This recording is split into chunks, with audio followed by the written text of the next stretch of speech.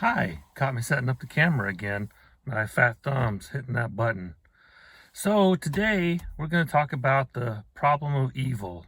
And the reason I decided to stick this at this precise point is because it's kind of related to the moral argument for God. And so I thought it'd be a good place to put it. Um, Usually when you hear responses to the problem of evil, you're likely to hear a theodicy. A theodicy is an attempt to explain why God allows or causes evil to happen in the world or suffering. But to answer that question, I would have to get into some theology, but I haven't even shown that Christianity is true yet.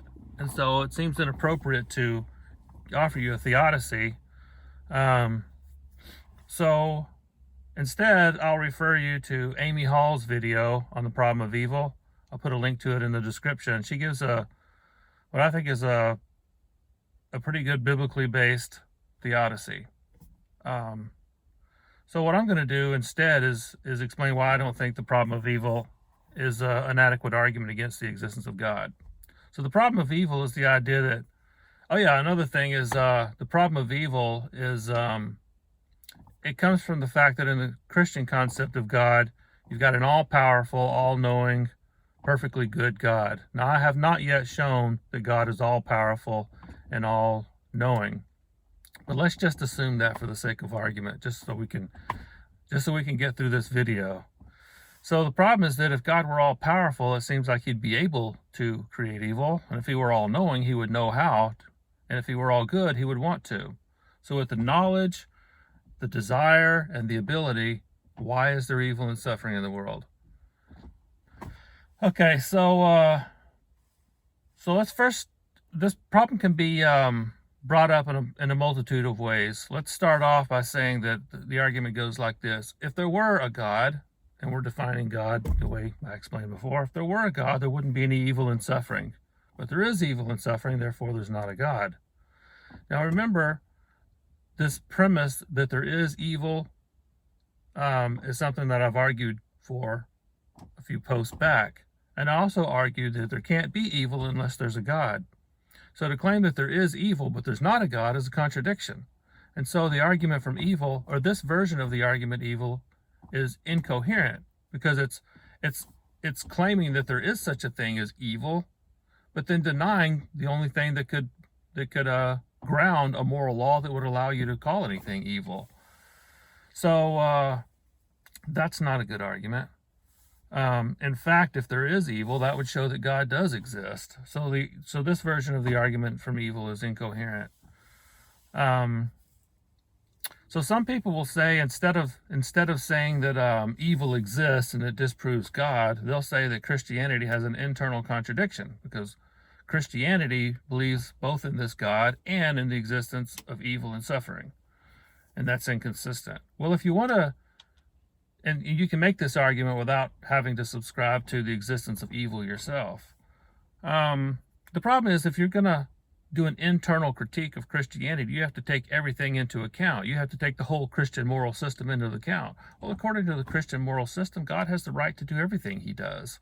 And so, I mean, the solution to the problem is kind of built into these stipulations. You know, we're stipulating the Christian worldview here.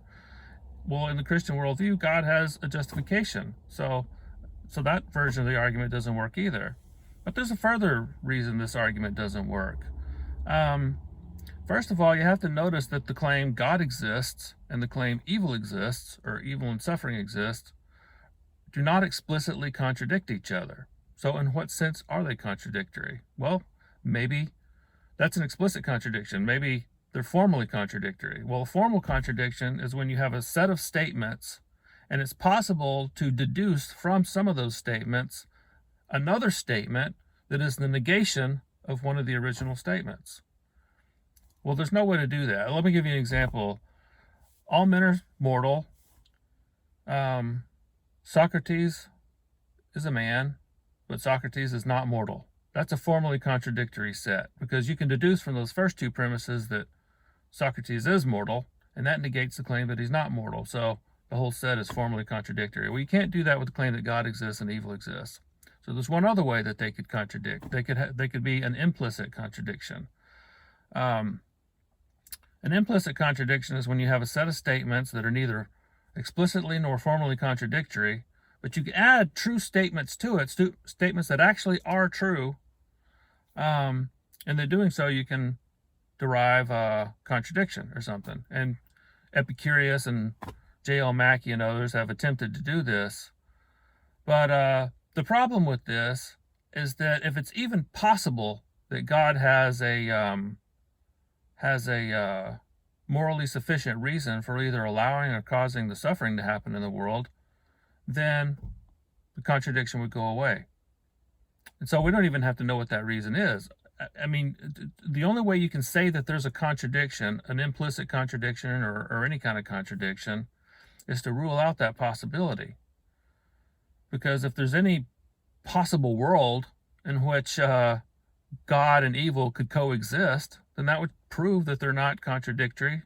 And therefore, if they're not contradictory in one world, they're not contradictory in any world.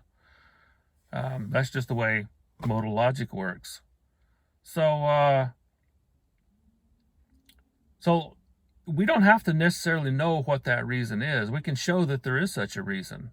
And I kind of hinted at this in the last couple of posts. It's the idea that if there is such a good and evil, then there would have to be a perfectly good God. And I already argued that. And if there were a perfectly good God, then anything that God does, he would have a morally sufficient reason for doing it. Now, I have already shown that there is a perfectly good God. It follows that whatever this God does, it has a morally sufficient reason for doing it. Well, as we can see, this God has created a world containing evil and suffering.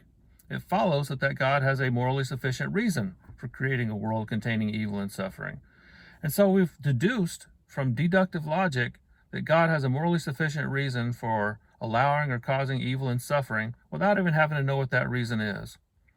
And these take care of all the logical problems. To me, I think this also takes care of any inductive problem from evil, the evidential argument from evil. Some people will argue, well, okay, so evil doesn't necessarily disprove God's exists, but it makes it very unlikely that God exists, because there are some examples of evil and suffering that we just can't imagine, what could possibly justify it. Well, remember, we're talking about an all-knowing God here. I mean, we have a hard time even, figuring out the motives of our fellow human beings. Basically what I'm saying is that we're not epistemologically equipped to judge God in these situations. So let me give you a story that I heard.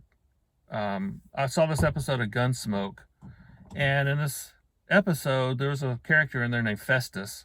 And Festus had some friends that lived off in the hills. They were kind of isolated from society. And they were about as, the stereotypical ignorant hillbilly. And so one time one of their people got sick, and they sent Festus to go get a doctor. And so Festus came back with the doctor, and the doctor found the patient kind of choking, couldn't breathe or whatever, so he performed a tracheotomy. That's where you cut a little slit in the throat and you put a tube down there so that they can breathe. Well, the tracheotomy was unsuccessful, and the guy ended up dying. Now, from the point of view of the hillbillies who had no idea about medical technology, were just completely ignorant of medical technology, it looked to them, doctor cuts his throat, the man dies. Doctor cuts his throat, the man dies. And so they thought, well, the doctor killed the patient, so they were going to try to hang the doctor. Well, this is obviously, their ignorance caused them to come to the wrong conclusion. So if we can make that kind of mistake with our fellow human beings who we're pretty much similar to, we have a similar cognitive faculties and all that kind of stuff, how on earth can we possibly be competent to judge God? So I don't think that there's any way we mortals have to rule out the possibility that God has a morally sufficient reason for everything that happens, even the stuff that to us makes no sense at all. And so the inductive argument doesn't work either, because it depends on us being able to know things that it's impossible for us to really know.